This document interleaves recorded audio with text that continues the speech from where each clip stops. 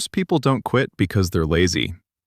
They quit because they're following advice that almost guarantees failure. Could that be happening to you right now?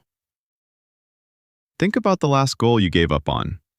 Maybe it was the gym. Maybe learning a new skill. Maybe waking up early. At first, you were excited. You had motivation. You had a plan. You were ready to go.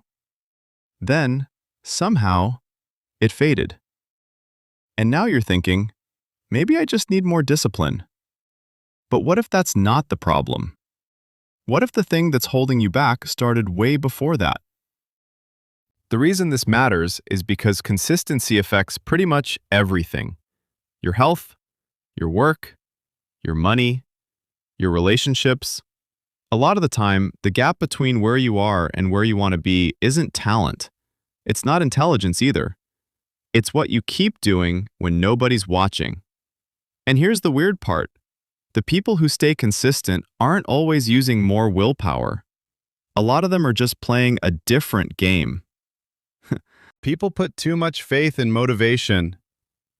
A huge mistake people make. They treat motivation like it's always going to be there. But motivation is a feeling, and feelings change, fast.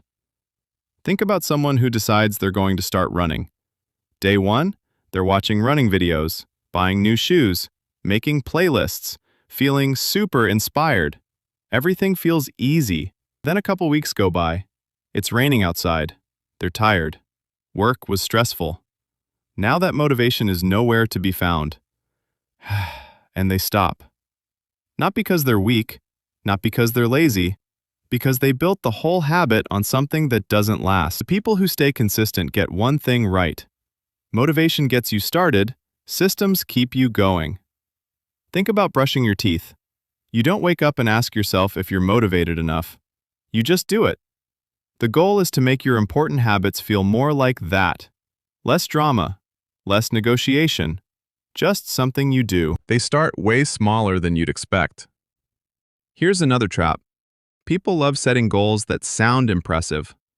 I'm going to work out 6 days a week. I'm going to read 50 books this year. I'm going to meditate for an hour every day. Sounds great until real life shows up. Imagine two people.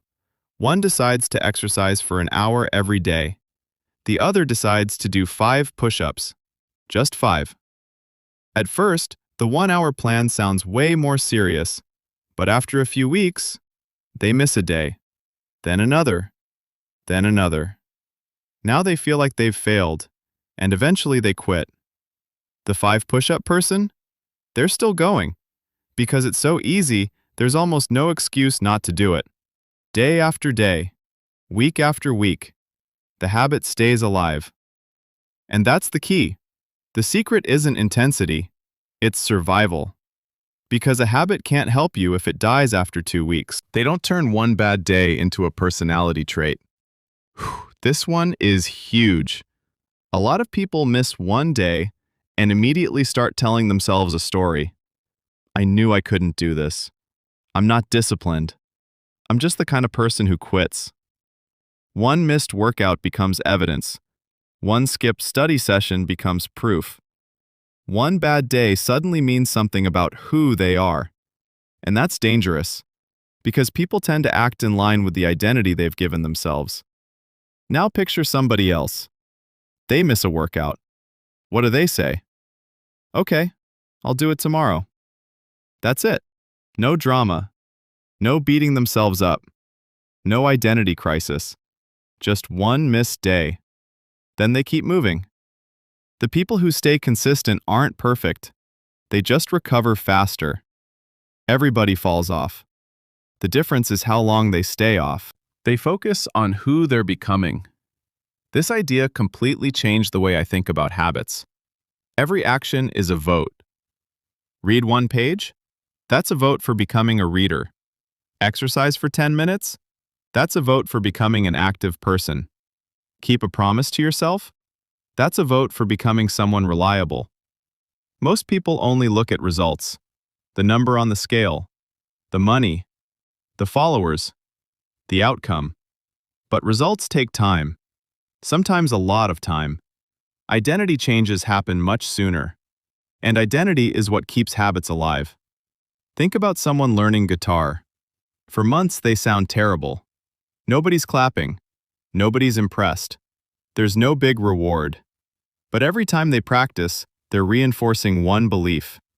I'm someone who practices. And eventually that belief becomes stronger than motivation. That's when consistency starts to feel natural. Payoff. So, why do some people stay consistent while others quit? Usually it's not because they're tougher, or smarter, or more disciplined. They just avoid a few traps. They don't rely on motivation. They start smaller than feels necessary. They don't make one mistake mean something about themselves. And they focus on becoming the kind of person who shows up. That's really what consistency is. Not winning every single day. Not being perfect. Just coming back. Again. And again. And again. Until the habit becomes part of who you are. That's when it stops feeling forced and starts feeling automatic. So think about one goal you've been struggling with lately. Just one. And ask yourself, what's the smallest thing I could do even on my worst day? Start there. And if this gave you a different way to think about consistency,